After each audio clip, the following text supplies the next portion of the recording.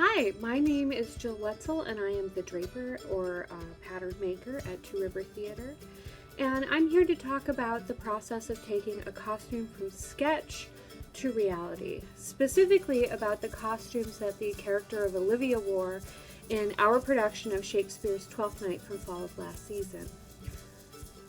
Designers often take their inspiration for a costume from several different sources. We call this research. They do collages or put together books or even just stacks of pictures, a culmination of different images that invoke a sense of character. Sometimes they can be very specific details that they would like incorporated into the costume, or sometimes it's simply a sense of character. From this, they create a sketch or a rendering, and that is the design for the costume.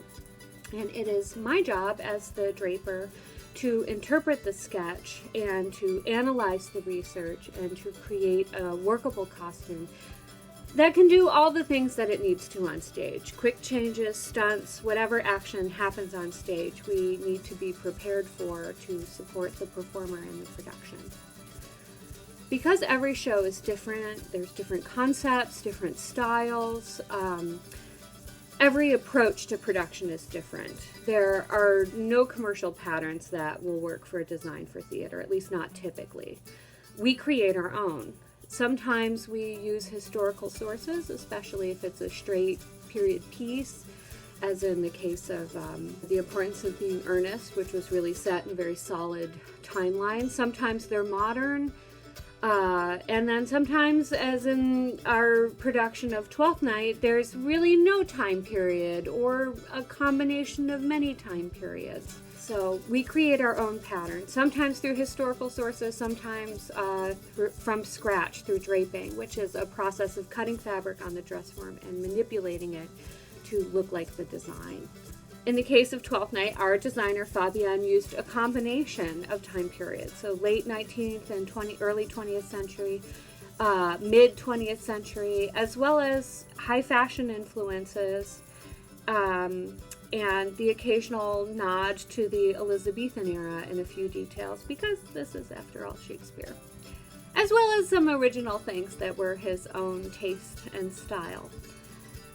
Because the design came from so many places, my approach to the pattern making also came from many different places.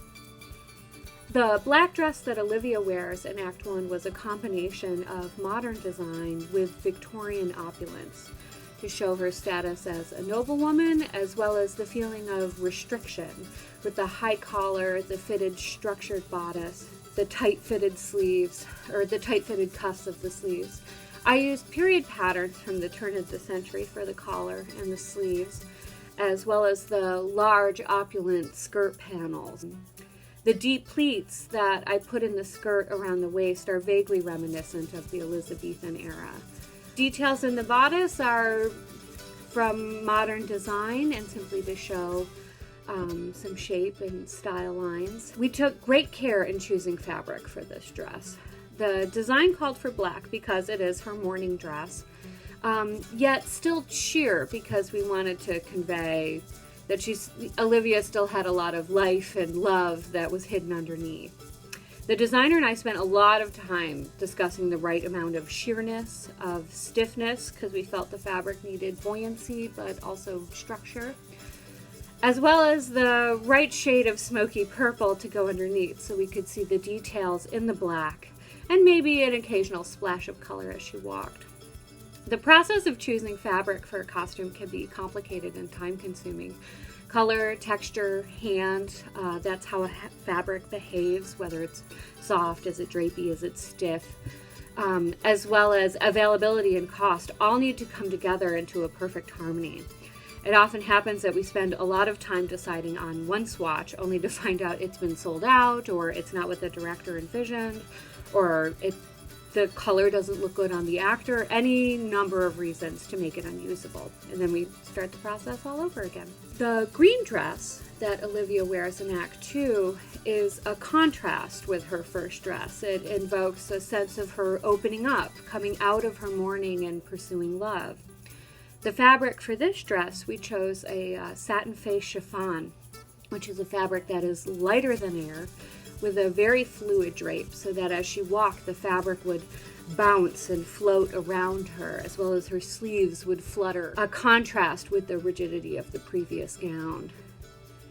In this dress, there are a few nods to the Tudor and Elizabethan eras. The wide horizontal neckline, off-the-shoulder sleeves, and widely spaced seams and slightly pointed hem of the bodice are all inspired by that period.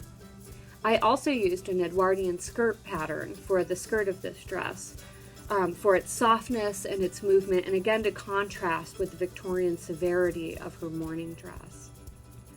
For Olivia's final look, we created a sort of overdress, a light jacket that went over her green dress to add a bright splash of color and to further emphasize how Olivia has cast off her mourning and come into her own.